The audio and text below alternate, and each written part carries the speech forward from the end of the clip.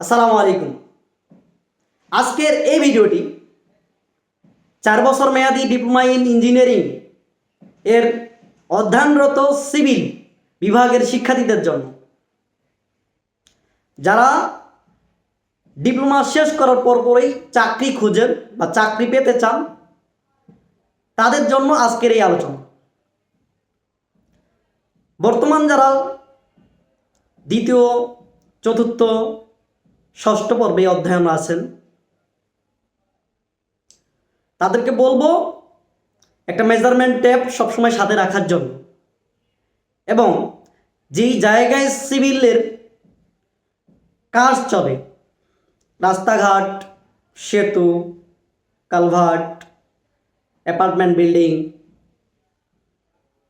এই ধরনের যে কাজগুলি হয় স্ট্রাকচারাল, এই কাজগুলি যেখানটে হয় ওইখানটে গিয়ে ভিজিট করো।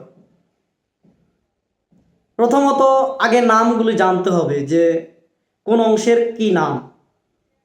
যেমন রেলওয়ে গেলে কোনটার নাম কি, এটা আগে জানার চেষ্টা করতে হবে। তারপর হলো পাথরের সম্পর্কে জানার জন্য পাথরের যে সাইড আছে, যেখানটে পাথর পাওয়া যায় ওই জায়গায় যেতে হবে। বালির সম্পর্কে জানার জন্য বালির ওইখানটে যাইতে হবে যেখানটে বালি পাওয়া যায়। ইট সম্পর্কে জানার জন্য যে জায়গায় ইট তৈরি হয় ওই জায়গায় যেতে হবে। অর্থাৎ এই সময়টাকে কাজে লাগাতে হবে, তাহলে ডিপ্লোমা শেষ হওয়ার পরপরই চাকরি পাওয়া সম্ভব। আর মেজারমেন্ট টেপটা এতটাই বন্ধুর মতো বানাতে হবে, এতটা কাছাকাছি রাখতে হবে, যাতে করে যেখানটে গেলাম ওইখানটে যদি একটা অ্যাপার্টমেন্ট পরে সামনে, ওইটা দেখলাম মাপজোক ঠিক আছে। তারপর দেখবো কোনো বড় ভাই যদি আছে, তাদের কাছে গিয়ে বলবো যে ভাই আমার একটু ডিজাইনটা দেখান, স্ট্রাকচারাল ডিজাইনটা একটু দেখান, ফ্লোর প্ল্যানগুলো দেখান, কোথায় কি আছে একটু বোঝায় দেন।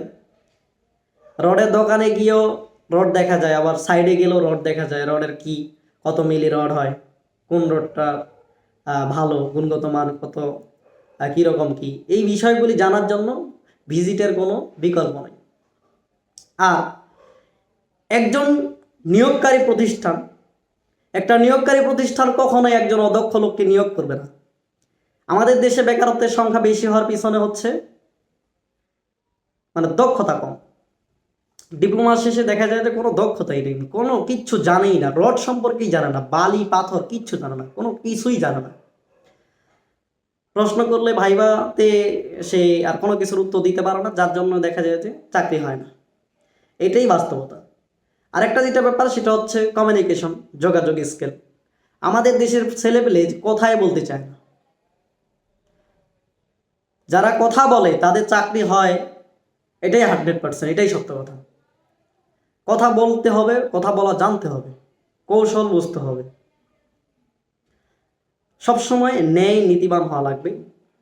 আর হইল নিজের ত্রুটি থাকা যাবে না, নিজের জীবনের কোনো ত্রুটি থাকা যাবে না। মেয়েজনিত কোনো কারণে একটা জীবনের কলঙ্ক হয়েছে, এমন এই ধরনের ত্রুটিগুলি থাকা যাবে না। বিশ্বাসী হওয়ার জন্য যা করা দরকার করতে হবে, বিশ্বস্ততা অর্জন করা জরুরি একটা ব্যাপার। তো আমি যেটা বলতে চাচ্ছি, যোগাযোগ আর দক্ষতার বিকল্প নেই। যারা বর্তমান দ্বিতীয় পর্বে, চতুর্থ পর্বে এবং ষষ্ঠ পর্বে অধ্যয়নরত অবস্থায় আছেন, তাদেরকে আমি বলবো যোগাযোগ আর হলো দক্ষতা, দুইটার জন্য যা করা দরকার করা লাগবে, তাহলে দিন শেষে দ্রুত চাকরি পাবেন। এবং আমি বিশ্বাস করি আমাদের দেশের বেকারত্ব কমানোর এই পদ্ধতি ছাড়া আর কোনো পদ্ধতি নেই। ঠিক আছে, আসসালামু আলাইকুম।